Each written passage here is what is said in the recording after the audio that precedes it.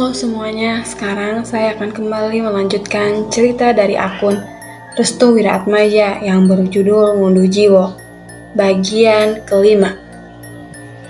Ritual tengah malam.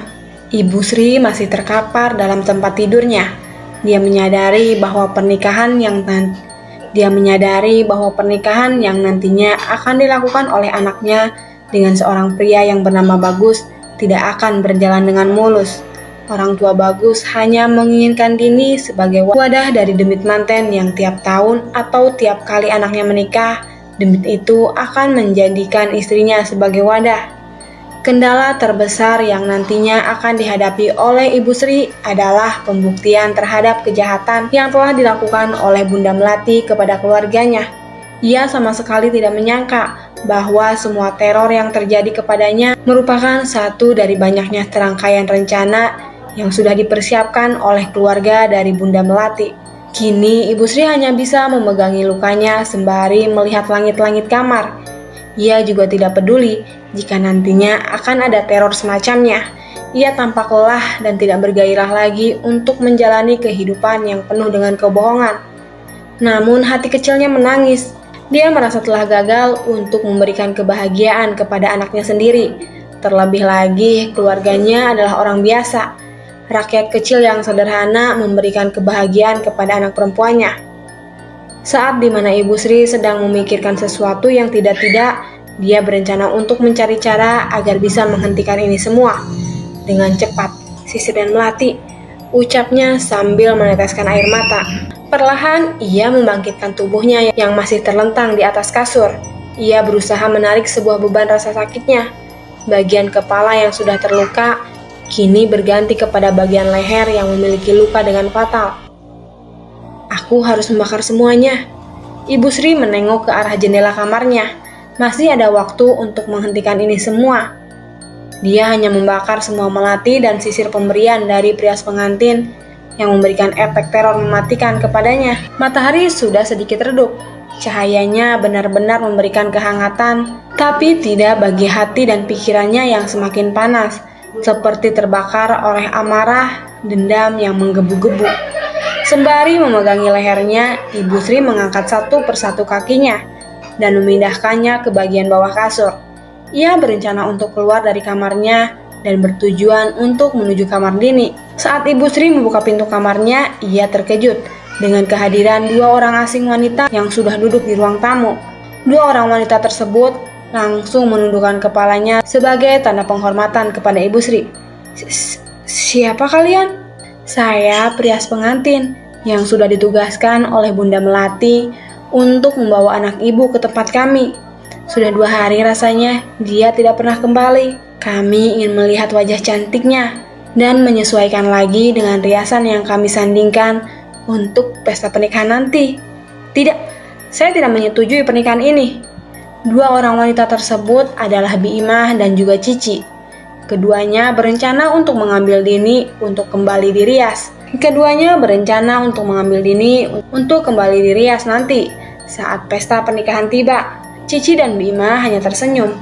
Dia mengetahui akan sesuatu yang tidak bisa diterima oleh Ibu Sri terhadap apa yang memang tidak diketahui oleh anaknya, yaitu Dini. Mereka pun terus berardu argumen. Ibu Sri tetap kekeh untuk tidak menikahkan anaknya dengan Bagus. Ia tahu betul bahwa orang tua Bagus hanya memperalat keluarganya dan keinginan untuk menjadikan Dini sebagai salah satu dari tumbal mereka. Perdebatan itu pun akhirnya memuncak. Ibu Sri meminta kepada Imah dan juga Cici untuk pergi dari rumahnya. Ia bahkan tidak segan untuk mengusirnya dengan cara melempari keduanya dengan menggunakan benda-benda yang ada di sekitarnya, seperti sapu dan lain-lain. Perlakuan dari Ibu Sri pun membuat Bi Imah naik pitam. Ia kemudian mengancam Ibu Sri untuk membuatnya menjadi menderita sampai ajal menjemputnya. Mendapatkan ancaman seperti itu, Ibu Sri justru melawan. Ia tidak takut jika dirinya menderita, asalkan kebahagiaan akan dimiliki oleh anaknya, yaitu Dini. Bi Imah dan Cici akhirnya mengalah. Ia memilih untuk pergi dari rumah Ibu Sri dibanding membuat keributan yang tidak layak dan menjadi tontonan warga sekitar. Mereka berdua akhirnya meninggalkan rumah Ibu Sri. Namun setelah mereka berdua keluar dari rumah, keduanya kembali mendapatkan umpatan serta caci dari mulut Ibu Sri yang tidak bisa mengontrol diri. "Kalian semua pengabdi setan, kalian semua sengaja menjadikan anakku sebagai korban pesugihan. Enyahlah dari sini, bajingan." Perkataan itu membuat Bi Imah dan Cici tersenyum. Senyumnya seperti menandakan akan ada rencana selanjutnya untuk menyingkirkan wanita tua yang menjadi penghalang bagi keinginan tuanya. Jika memang sudah seperti itu, maka Ibu Sri akan berhadapan dengan maut, seperti apa yang Bi Imah dan Cici pikirkan setelahnya. Ibu Sri masih memegangi kepalanya. Ia masih merasakan sakit yang begitu kuat di bagian kepala. Rasa sakit yang bersamaan juga terjadi di bagian leher. Setelah dirinya tidak bisa mengontrol diri dan memaki-maki perias pengantin suruhan Bunda Melati, leher dari Ibu Sri kembali merasakan rasa sakit. Ia hanya bisa bersandar di depan rumah sambil menunggu Dini dan juga suaminya. Dan tak berselang lama, Pak Terjo dan Dini pun kembali. Mereka berdua terkejut saat mendapati Ibu Sri sedang bersandar di pintu rumah dengan rambut yang sudah acak-acakan, ditambah dengan luka di bagian leher. Dini dan Pak Terjo pun mulai khawatir dengan keadaan dari Ibu Sri yang terus-menerus mendapatkan hal-hal aneh jika ditinggal sendirian di dalam rumah. "Bu, ibu kenapa?" tanya Pak Terjo. Ibu Sri hanya menangis. Ia memeluk suami dan juga anaknya yang menjadi tempat untuk berlabuhnya ketenangan di dekatnya. Air mata benar-benar mengalir deras. Perasaan kecewa dan sakit benar-benar tertumpahkan saat itu juga. Pertanyaan besar pun menyelimuti Pak Terjo dan juga Dini. "Leher ibu kenapa?" tanya Dini. Ibu Sri pun langsung menatap tajam ke arah anaknya. Ia kemudian memegangi ke arah baju anaknya sambil berkata, Demit manten itu ada di rumah kita. Mereka berniat menumbalkanmu dan menjadikanmu sebagai wadah," jelas Ibu Sri. "Wadah?" tanya Dini. Ibu Dini pun langsung melihat banyak melati yang berserakan tidak jauh dari depan rumahnya. Ia kemudian mengambil melati-melati itu seperti orang kesetanan dan menunjukkan kepada Dini. Ini adalah perkaranya. Pria pengantin itu telah menjebak kita.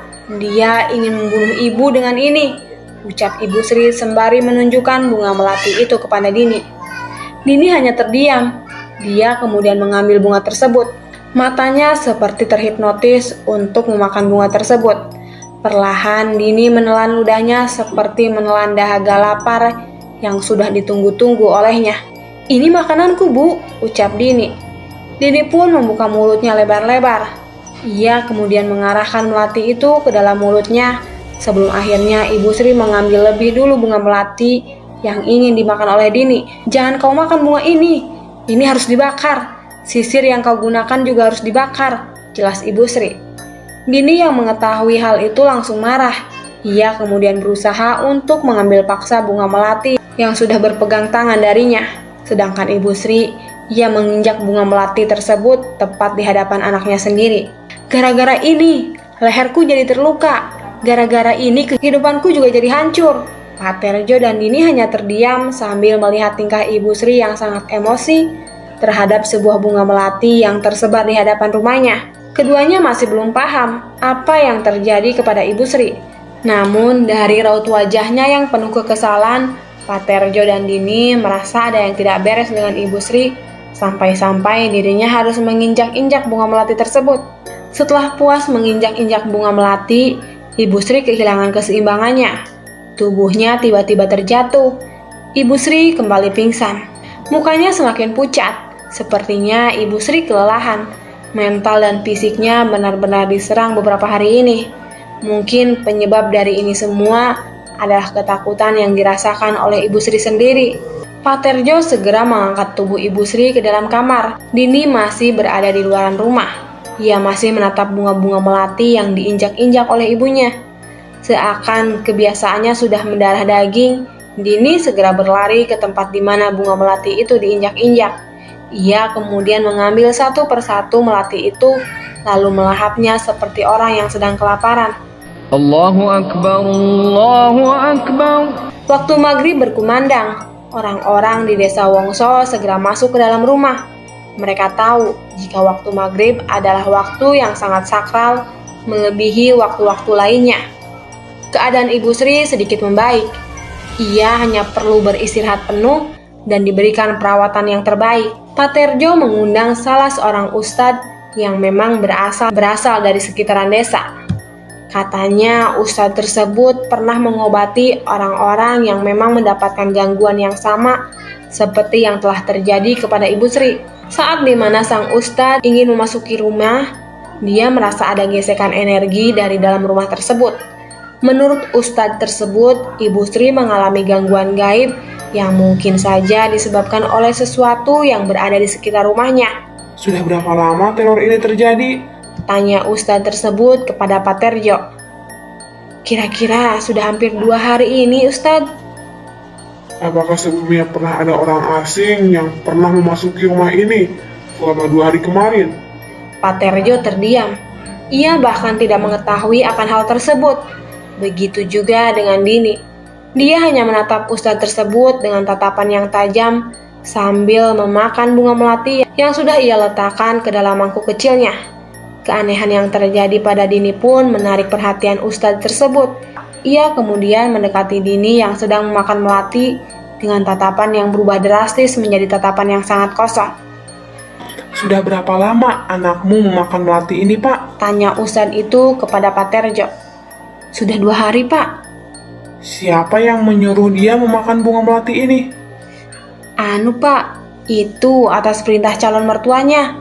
Katanya melati ini diberi oleh perias pengantin yang nantinya akan merias Dini di hari pernikahannya.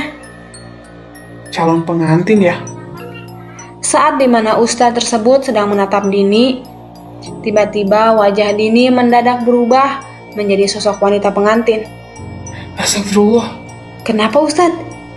Aku tahu sumber masalah ini. Ustadz tersebut meminta segelas air kepada Pak Terjo.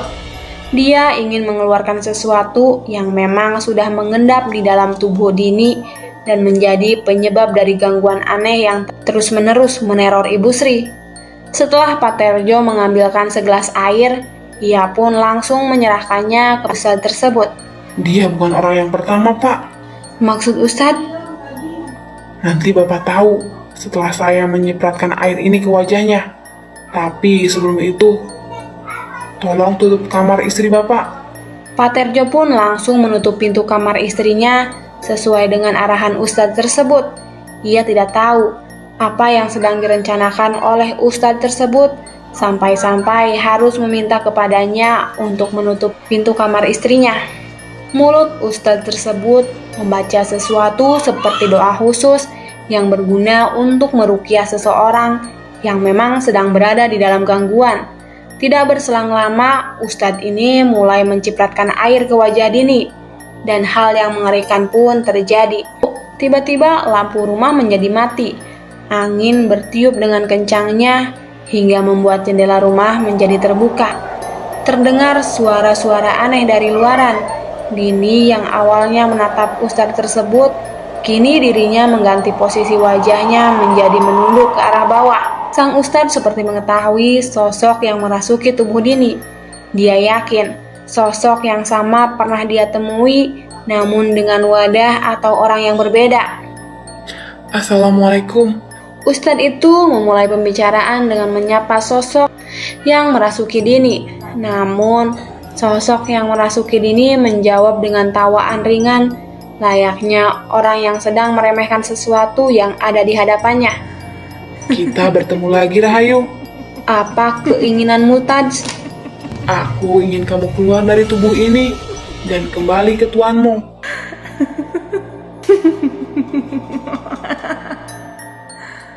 Dirimu tahu bulan pengantin, bulan yang menjadi bulan terikatnya semua pengantin di desa ini. Pak Terjo tidak menyangka jika anaknya dirasuki oleh sesuatu. Jika memang ini benar adanya, maka apa yang terjadi kepada istrinya adalah karena ulah sosok yang merasuki tubuh Dini.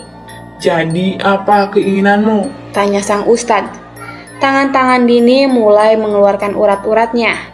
Dia seakan benci dengan ustadz yang ada di hadapannya. Dia pun langsung mengarahkan tangannya ke wajah ustadz tersebut dan mencengkramnya dengan kuat. "Jangan ikut-ikutan dengan urusanku."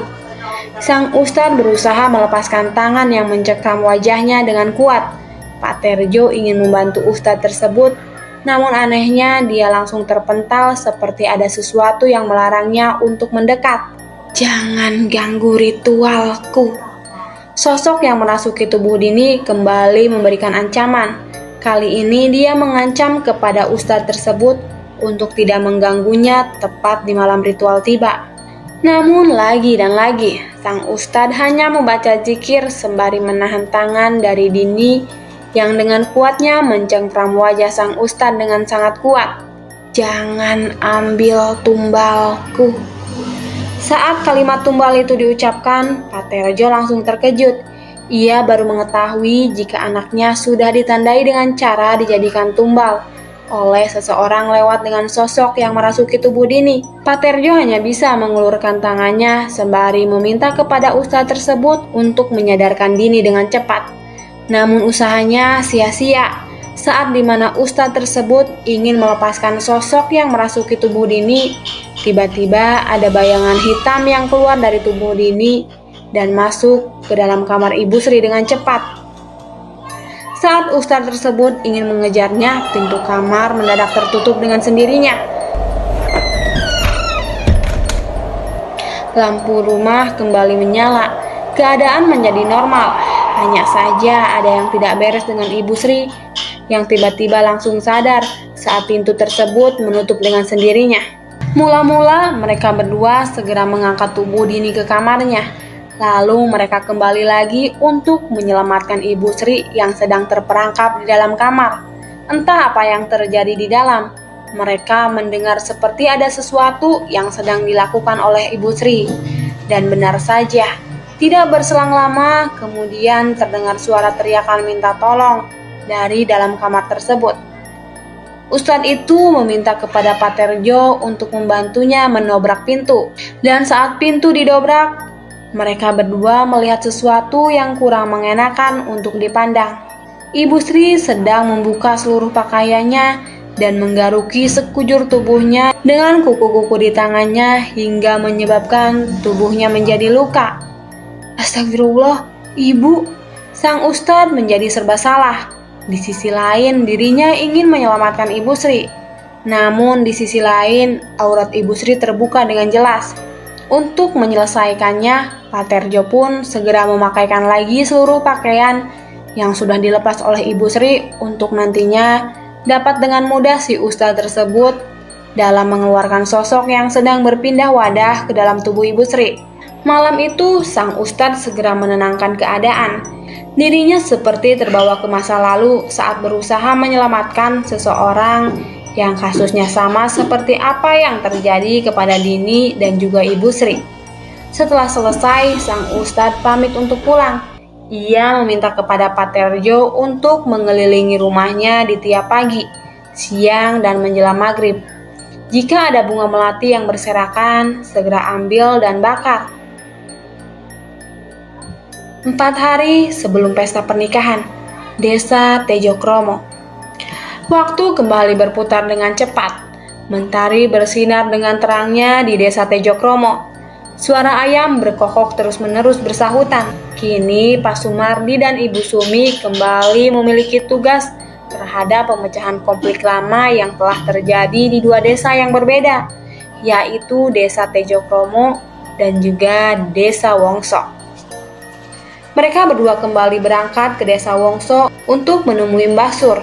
Tujuannya adalah untuk menggali informasi lebih dalam terkait dengan praktik ilmu hitam yang dilakukan oleh keluarga dari Bagus sendiri. Tidak seperti hari-hari biasanya, Pak Sumardi dan Ibu Sumi justru terus mengunjungi Desa Wongso untuk membongkar lebih dalam terkait dengan sesuatu yang sudah lama belum juga terpecahkan. Perjalanan ini cukup memakan waktu yang lama. Selain dengan kendaraan yang seadanya, mereka berdua juga sudah berumur.